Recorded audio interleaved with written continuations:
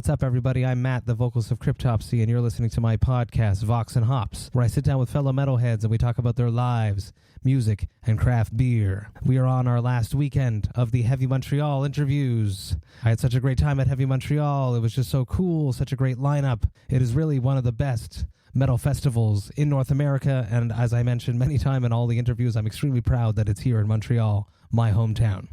This past weekend, I was at Festival de Bière et de Saveur in Chambly, which is an epic beer fest up here just outside of Montreal. And I got to tell you what my favorite beer was. So I'm just super stoked about how the festival went down. I went there one day with my family. We had media passes and we had VIP treatment. Thanks to that, we had this little separate little tented area where we had a whole bunch of beers which were not available to the public, which was awesome. And I conducted 6 interviews right next to the water on Chambly. It's just a beautiful, beautiful area. Super excited to be sharing those. My Vox&Hops Brewer Talks come out on Tuesday. In case you missed it, I already dropped one. You should check it out. So my favorite beer at Festival Bière et Saveur de Chambly goes to Brasserie Artisanale La Gabière, which is from Saint-Jean-sur-le-Richelieu. And they've been putting out some really solid beers over the past few years. So I had to swing by their tent right before leaving. It's at that point that I had my best beer of the beer fest, and that was a strawberry New England IPA. It was absolutely delicious. It wasn't too fruity. It was just perfectly balanced. It was creamy. It was just an excellent way for me to end my Festival Bière et Saveur de Chambly experience. It was just so cool. I really hope that they put it in a can because I will buy many of them. Today on the podcast, I am with Brody Uttley, the guitarist of Rivers of Nihil. So here it is. Check it out. Vox&Hops, episode number 61. I warn you, what you are about to hear is very disturbing indeed. Hey, what's up, everybody? Today we are at Heavy Montreal, and I'm with Brody Uttley. What's up? From Rivers of Nihil. What's going on? So good to see you again, brother. Yeah, you too, man. It's been a long time. Has been. Yeah. Long time that we haven't been together. Yeah. Today we are drinking a Griffintown from Brasseur de Montreal. Let's crack them open. Cheers, brother. So happy to be with you. Cheers, man. Pretty good. Yeah, smooth, very drinkable, nice blonde ale from Brasseur de Montreal. Very happy to be able to share this with you. Yeah, and it's like not even 2 o'clock, and I don't really feel too bad about drinking this because it's so refreshing. Well, it's very hot. Yeah. And, it's the way she goes. Yes, absolutely. So you guys have been on a roll. I am so proud of you guys. Thanks, man. That Where Owls Know My Name album came out and just took everybody by surprise. Yeah, it's been weird, when you guys had finished it, did you know that it was going to do what it did? No. Did you have the same feeling as your previous releases? I think on this record, I think we honestly thought that it wasn't going to be as well received just because it's so different from what we've done historically. So the fact that it has been met with such a positive response was definitely surprising to us. So, but we're glad for it. Absolutely. It was a surprise, without a doubt. There's always that moment, and I've asked Biggs this question, Adam, your bassist. Yeah. Do you feel the pressure when it comes to writing the next album? Yeah, I guess a little bit. I mean, like, it's nothing that's it's not crippling or anything, but it's like, I guess we feel now like we've got people's attention, whereas before it was kind of like, we weren't really sure who was paying attention, but I think after this record, it's pretty obvious that, like, people do care about the band and, they're curious about what's going to happen next. So definitely, I wouldn't say it's like it's an incapacitating pressure, but I think it's a good positive drive kind of pressure for sure. You guys went from, and I mean this with the utmost respect, you went from like a 2 out of 4 band on a package to a fucking headliner with one release. It's unbelievable. Yeah, it's weird, man. Like, we had never been on Summer Slaughter, and we had truthfully just never really thought we were going to be in the running for Summer Slaughter. And our first year on the tour, this year's a 3-way headliner between the Faceless, Carnifex, and Cattle Decapitation, and we're like direct support, I guess. So like to have that that position on our first year on the tour is like pretty cool, and it's an honor. So we're another surprise, you know. Like we never like go into any scenario expecting, you know, too much, but it's been really cool for sure. What is the question that you fucking hate getting asked the most during press? I know what mine is. Dealing, you know, mine of course is the Unspoken King. Yeah. How many fucking times can I answer that question? Yeah. What is your Unspoken King question that you fucking hate in press? I like that record, by the way. Thank you. I do. I always get a few people that come up to say that. Me and Biggs both really like that record. I guess, like, how did you think to put a saxophone on the record? I mean, like, it just happened. Like, it was honestly like a happy mistake.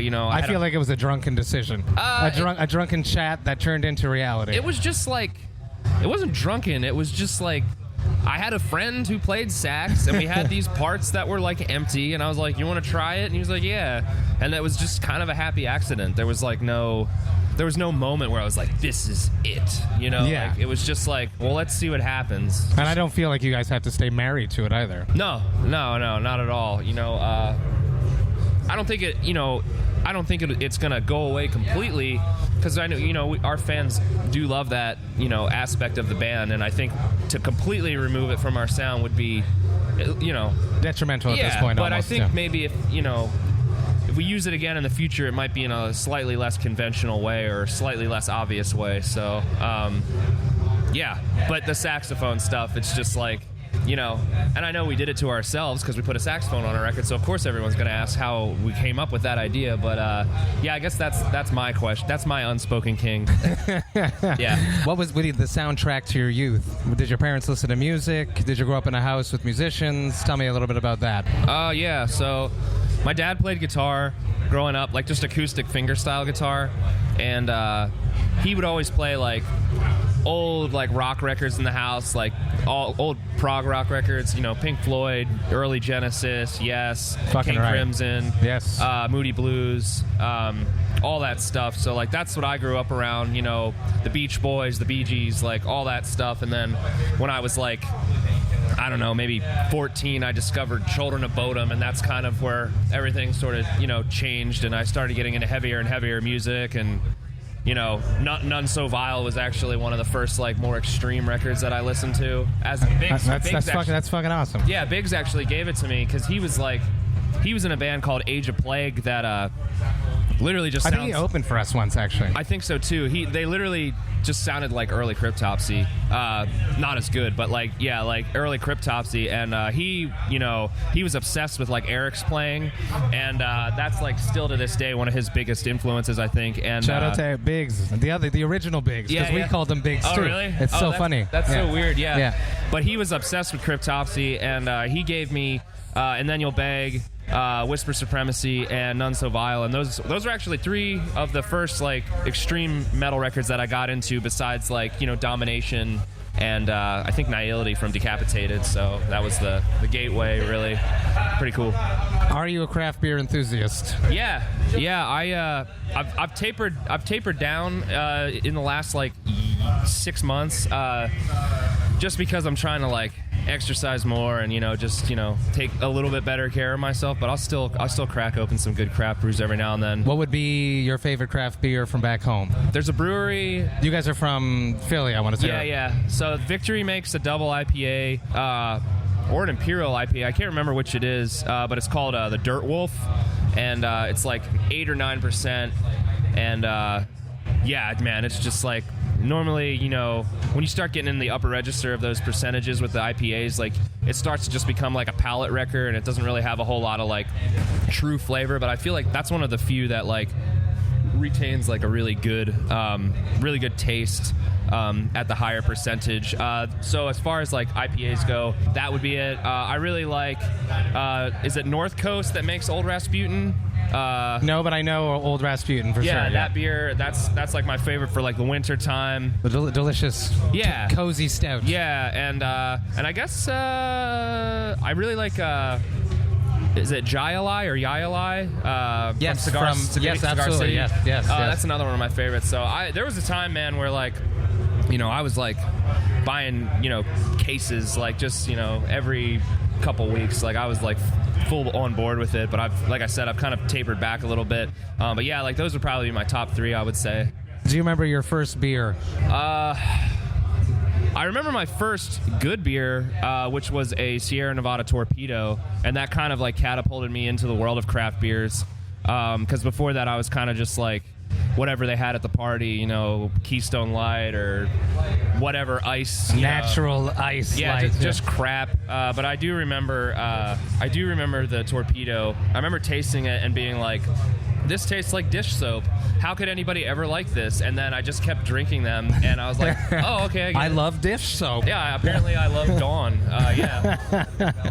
But yeah, it was the Torpedo. I think my first like alcoholic beverage was Smirnoff Ice. Ooh. Yeah, really brutal. A sugary high. Really crappy. Yeah. And they were cool back in the day. Yeah. I guess so. Yeah. I mean, I was like, probably it did the job. Yeah, I was 17 at like high school party playing beer pong with my silly Smirnoff Ice bottle. So yeah, that was a good time. I want to thank you for Conjurer. Oh yeah, you guys put them on your package. Hell and yeah. I checked out the bands that you guys put on your package. Yeah, and I fucking love that record, Meyer. Dude, I fucking love it. It's so sick. They're coming back in September with Revocation and Voivod. Such a cool fucking package. Yeah, they're